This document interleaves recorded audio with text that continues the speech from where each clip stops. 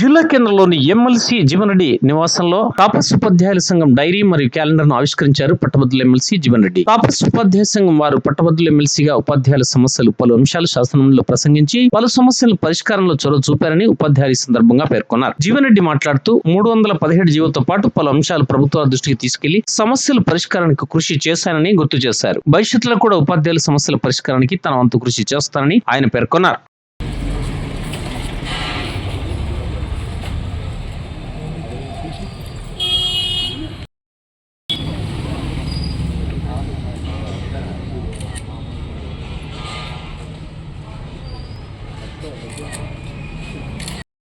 సమస్యల విషయానికి పోదలుచుకోలేదు సార్. సమస్యలు చాలా ఉన్నాయి. ఆ సమస్యలపై డిఏ విషయంలో కావచ్చు, పిఆర్సీ విషయంలో కావచ్చు, పెండింగ్ బిల్స్ విషయంలో కావచ్చు, ఇంకా చాలా సమస్యలు ఉన్నాయి సార్. అవన్నీ సమస్యలపై తెలంగాణ ప్రాంత ఉపాధ్యాయ సంఘం మీ సహకారంతో కావచ్చు, ఉపాధ్యాయుల సహకారంతో కావచ్చు ఎప్పటికప్పుడు ప్రభుత్వం దృష్టికి తీసుకుపోవడం జరుగుతుంది.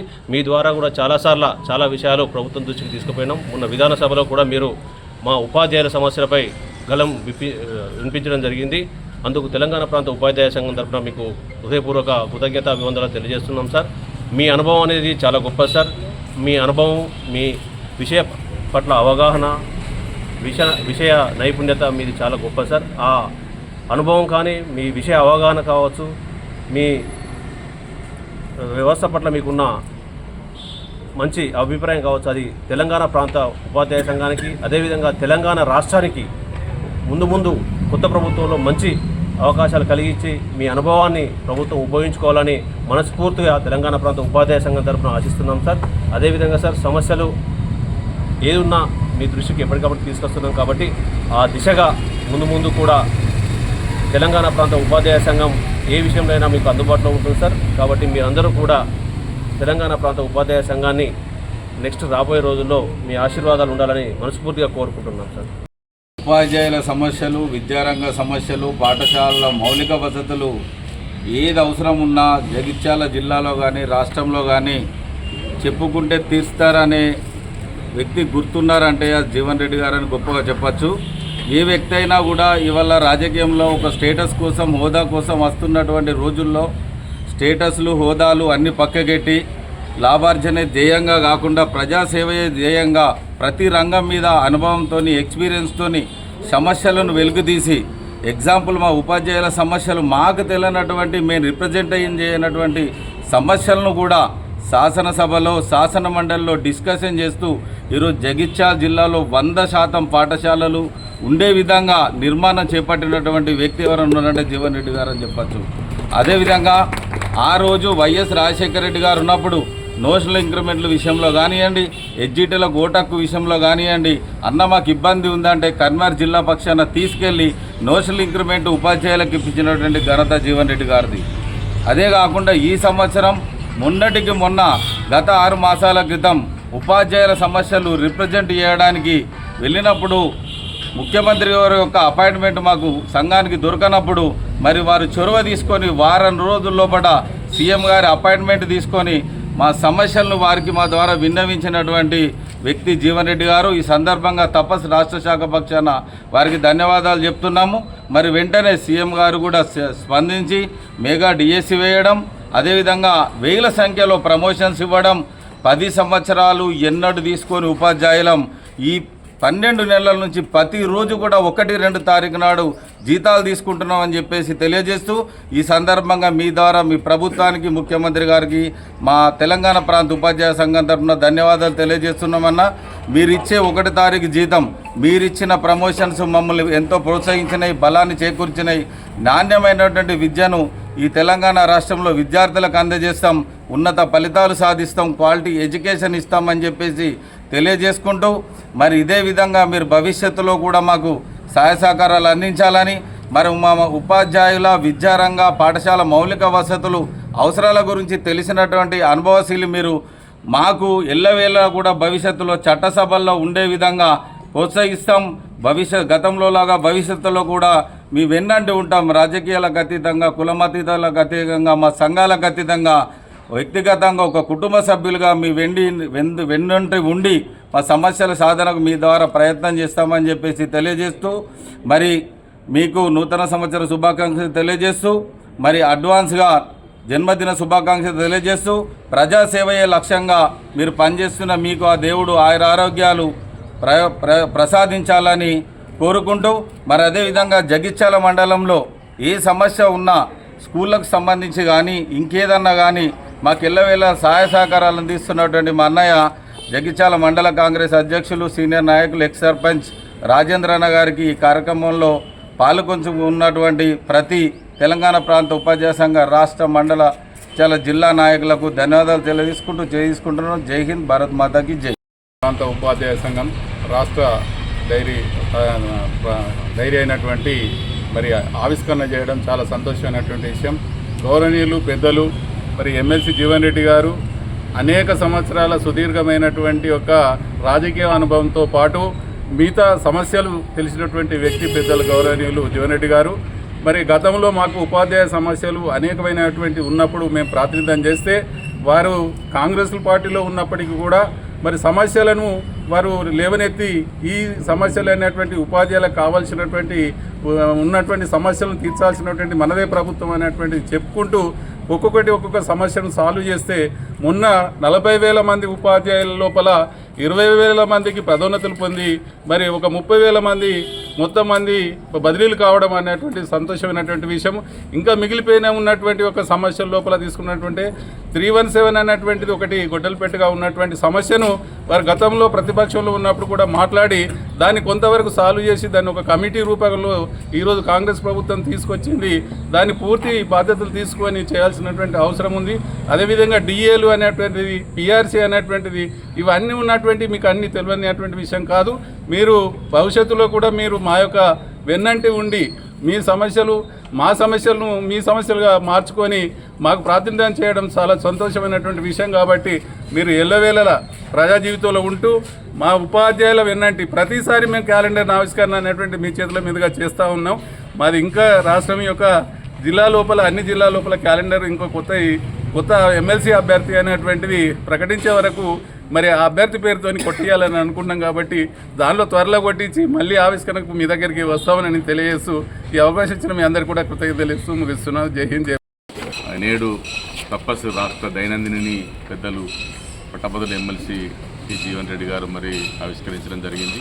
ఈ సందర్భంగా వారికి నూతన సంవత్సర 2025 శుభాకాంక్షలు తెలియజేస్తూ మరి వారు ఉపాధ్యాయ విద్యారంగ పక్షపాతిగా ఈ ప్రాంత ప్రజల పక్షపాతిగా ఉంటూ ఎప్పటికప్పుడు రాష్ట్ర స్థాయి విధంగా సమస్యను అసెంబ్లీలో నేడు విధానసభలో కానివ్వండి ఎప్పటికప్పుడు లేవనెత్తుతూ పరిష్కారం దిశగా విలువైనటువంటి సూచనలు ఇస్తున్నారు. కనుక రాబోయే కాలంలో కూడా మరి కొత్త ప్రభుత్వంలో ఉపాధ్యాయులకు మరి రాష్ట్ర ప్రజలందరికీ కూడా చక్కగా బాగుండాలని, బాగా జరగాలని ఆశిస్తూ ఆకాంక్షిస్తూ రాబోయే కాలంలో కూడా వారి సేవలు, సలహాలు, సూచనలు రాష్ట్ర విద్యా రంగానికి కూడా ఎంతో మేలు చేస్తాయని భావిస్తూ మా పథకాల మాట్లాడడం కోరుతున్నాను.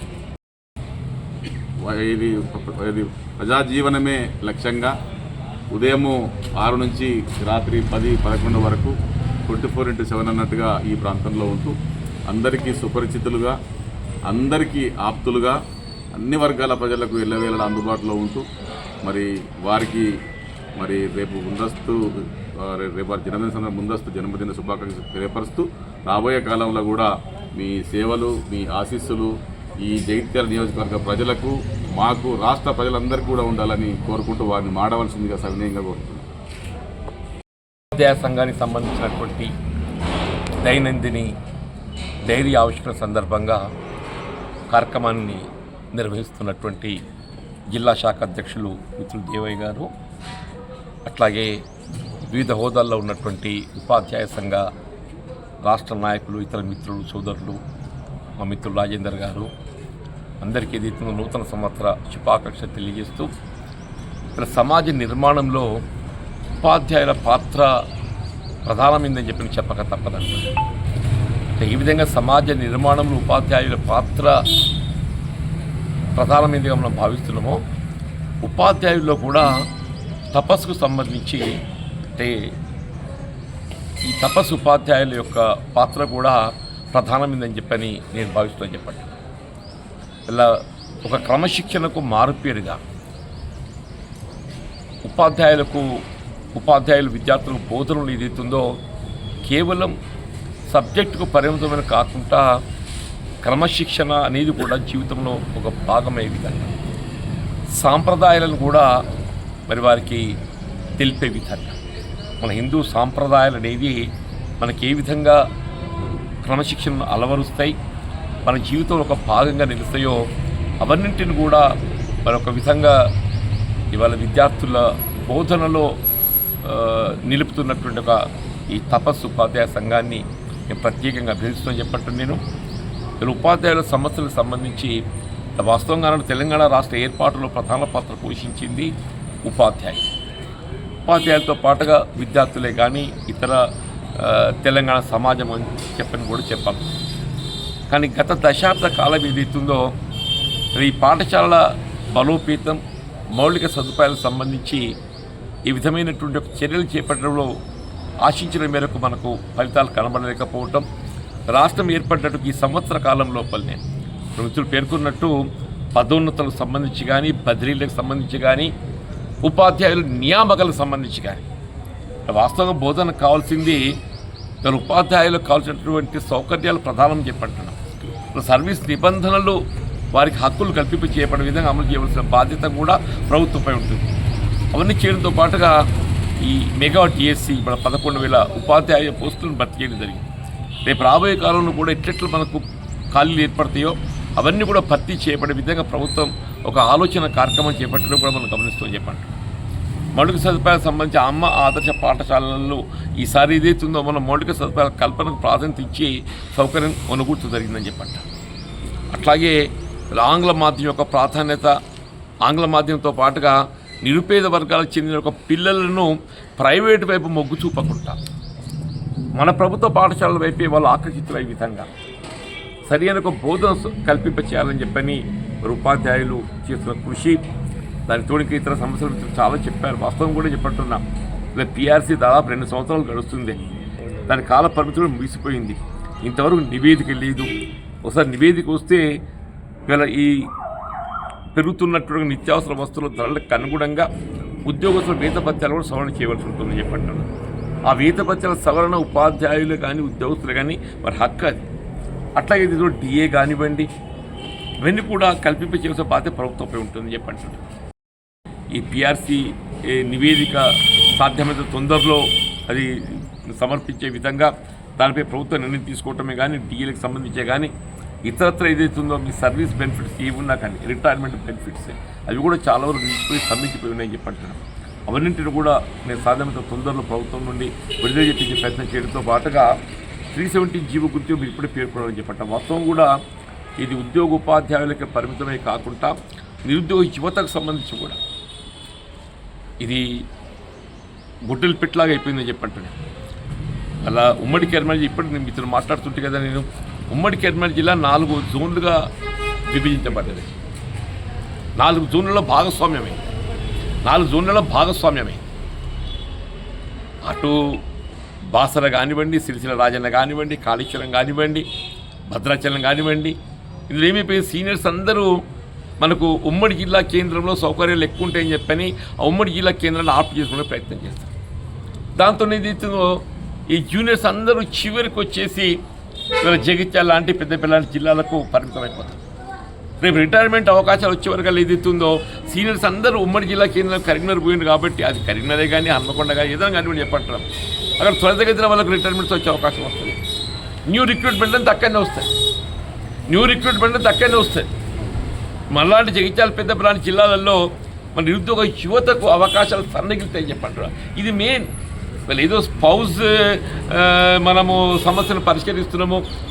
స్పౌజ్ సమస్య కూడా సమస్యనే. కేవలం స్పౌజ్ సమస్య పరిష్కారంతోనే జోనల్ సమస్యలను కూడా పరిష్కరింపబట్టడం లేదని చెప్పంటున్నాం. Residential order can be modified any time of telling. ఇప్పుడు రాష్ట్ర ప్రభుత్వం ఒక నిర్ణయానికి వచ్చినట్టయితే స్టేక్ హోల్డర్స్ అందరితో చర్చించండి.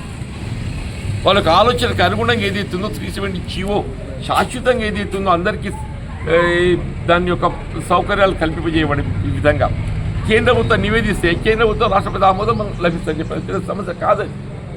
రేపు భవిష్యత్తులో ఈ అంశాన్ని ముఖ్యమంత్రి దృష్టి కూడా తీసుకెళ్ళినాయి.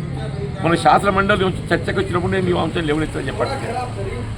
ఏదైనా కానీ 370 జీవోతో పాటుగా ఇతరత్ర ఏ సమస్యలు ఉన్నా కానీ నా వంతు బాధ్యతగా ఏ పదవి ఏ హోదా అనేది కాకుండా కానీ ఒక పౌరుడిగా నైనా నిధిస్తుందో నాకు ఉన్నటువంటి ఒక అనుభవంతో ఈ విద్యా సంబంధించిన సమస్యల పరిష్కారానికి నేను తోడుంటానని చెప్పి మనం చేస్తూ ముఖ్యంగా ఇవాళ తపస్ ఉపాధ్యాయ సంఘం ఏదైతుందో వారికి సంబంధించిన దైనందిన కార్యక్రమం నా చేతుల మీదుగా ఆవిష్కరించేసే అవకాశాలు కల్పించినందుకు వారికి హృదయపూర్వకంగా ధన్యవాదాలు చెప్తూ సెలవు తీసుకుంటాను. ధన్యవాదాలు. మన